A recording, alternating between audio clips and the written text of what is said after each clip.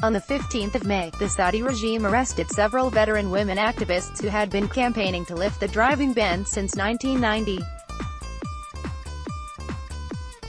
Women will be able to drive on the 24th of June, and Saudi publicity promoted images of the first women who were given their driving licenses by officials. But it seems that the Saudi regime gives rights with one hand only to take women's freedom with another.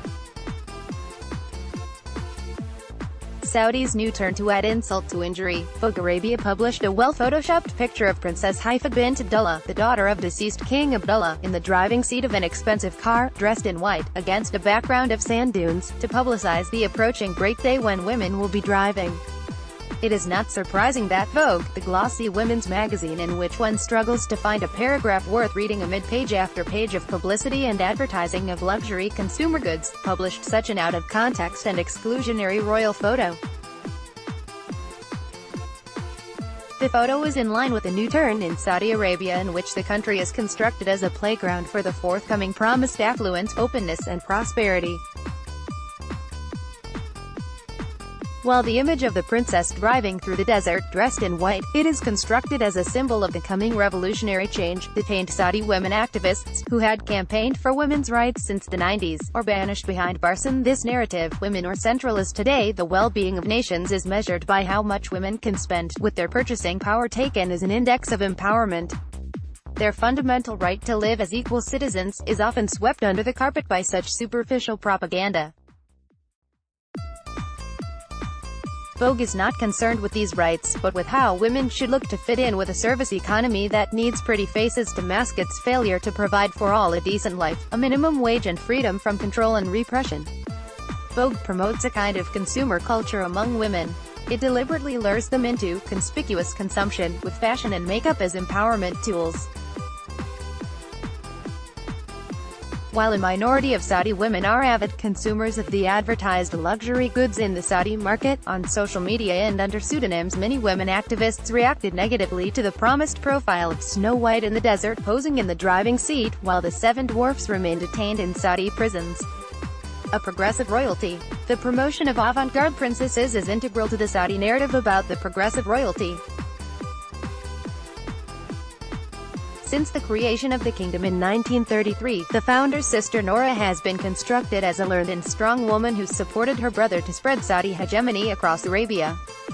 Her name was usually invoked in the jihadi wars that Ibn Saud launched against the Arabian population to return them to true Islam. His war cry was Aku Noura, the brother of Noura, to inspire him in domesticating Arabia and controlling its population. The masculinity of his successive raids had to be feminized, implying that the wars he initiated were meant to protect the honor first of his own women and second Arabian women.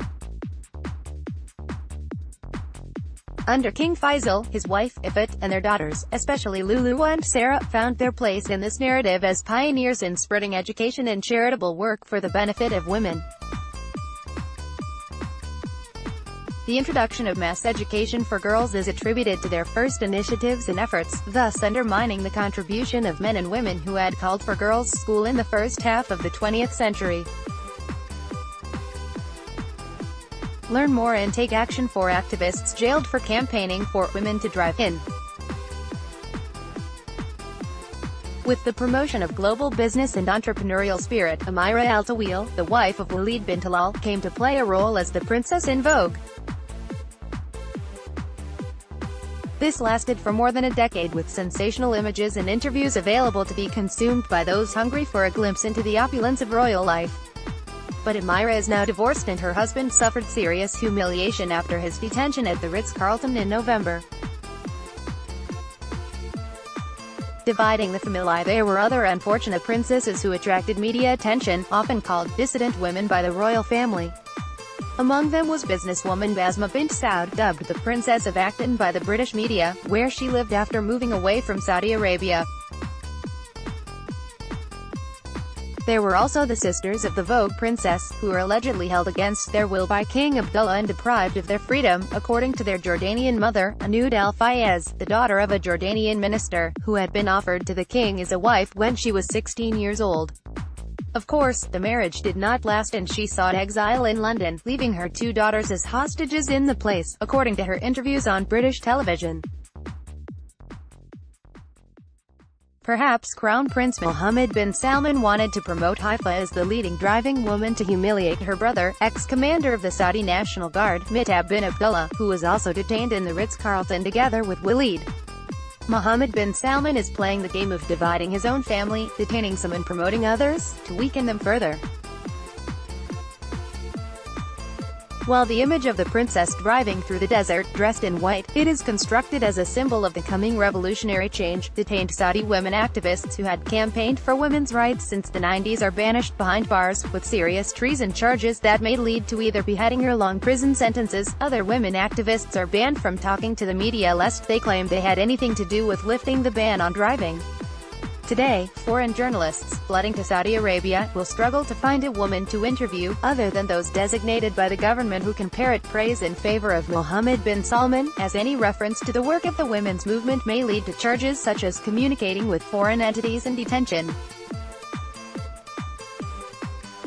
Hijacking women's struggle. Saudi women who will benefit from lifting the ban on driving are more likely to be rushing to work and to get children to school through the congested avenues and alleys of Riyadh, rather than posing behind the wheel in the middle of sand dunes.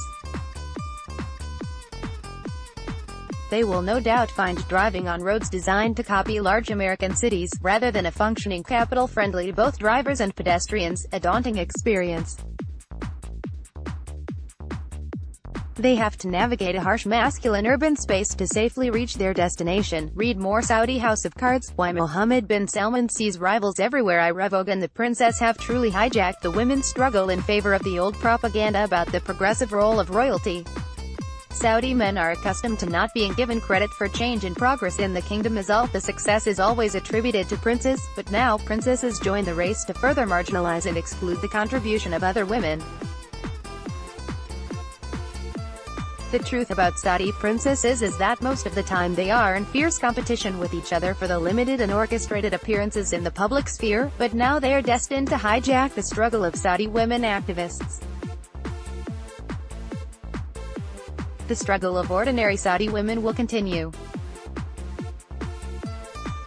Perhaps the well-manicured Vogue princess will not deter them from continuing a long battle in which they will definitely be victorious. Professor Madawi al-Rashid is a visiting professor at the Middle East Center at the London School of Economics. She has written extensively about the Arabian Peninsula, Arab migration, globalization, religious transnationalism and gender. On Twitter, @Madaveeder, the views expressed in this article belong to the author and do not necessarily reflect the editorial policy of Middle East Eye. Photo: a Saudi woman practices driving in Riyadh on the 29th of April 2018, ahead of the lifting of the ban on women driving. AFP.